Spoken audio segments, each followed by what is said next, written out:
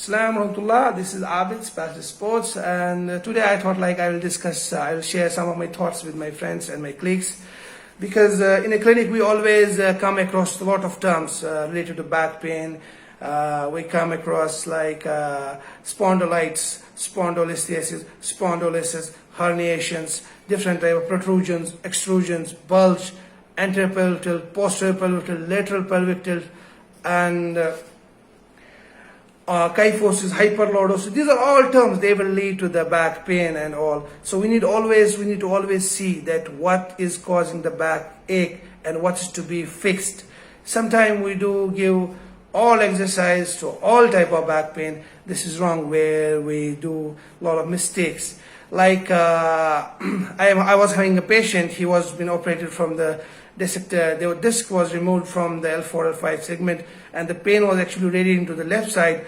10 days after the surgery, he started getting the pain on the right side. The patient was very much curious. The patient says me that maybe I started having again the pain, and again the disc, it's now moving towards right side.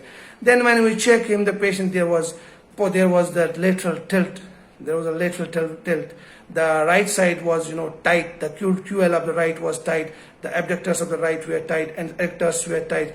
And because of pain, he always, leans on the other side. That makes him tight. So when we fix this problem with him, 2 sessions after that, the patient starts relieving, and he just has a confidence. He said, Alhamdulillah, I don't have anything now. I was thinking because of surgery, I need to do the one more surgery and all. So this is where we need to fix the things which are tight. You need to stretch it. You should always say that when there is a lateral pelvic tilt, the pelvis is going down. The place where it's going down, you should name it. Like if it's going to the left, so it's a left pelvic tilt. The right side goes up, so there's tightness in that QL, there's tightness in that full side, the gluteus, the tightness in the adductors, and the other side is weak, so we need to stretch that one and start strengthening the other one. So this will fix the problem. Sometimes we have cases like where there's anterior pelvic tilt, iliopsoas gets tight, the back extensors gets tight, abdomens are weak, gluteus are weak, and what we do is we will just do all type of exercise. We'll just stretch his gluteus, the maximus, everything. No, this is wrong. Because when you are fixing a problem, you should see the reason. If iliopsoas is tight, you need to stretch it. If extensors are tight, you need to stretch it. Then don't stretch the hamstrings. Don't stretch the gluteus. Strengthen them. Strengthen the abdomens, and you will see the results. Same is the case where you give we give McKenzie extensor exercise for a patient, for all patients. No, you need to see that why there are some patients with spinal stenosis. Spinal stenosis, the cause can be anything. Facet arthritis, it can be thickening of ligamentum flavum, it can be thickening of this, they will narrow the space. Okay?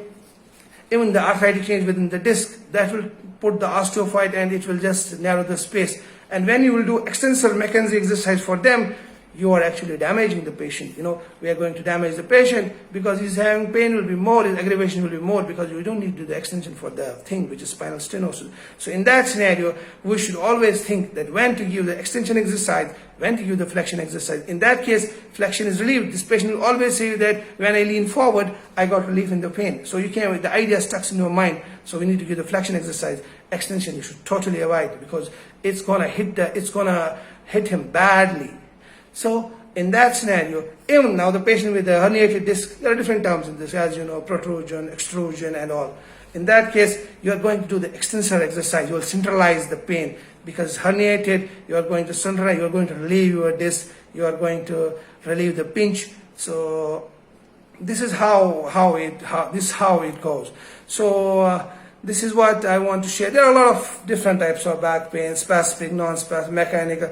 I just want to share some of the thoughts, when you come into clinic and you just observe the patient, you should always see that, because sometimes the pelvic tilts will lead to the disc prolapse, because that will load your vertebrae, and it will also lead to the things.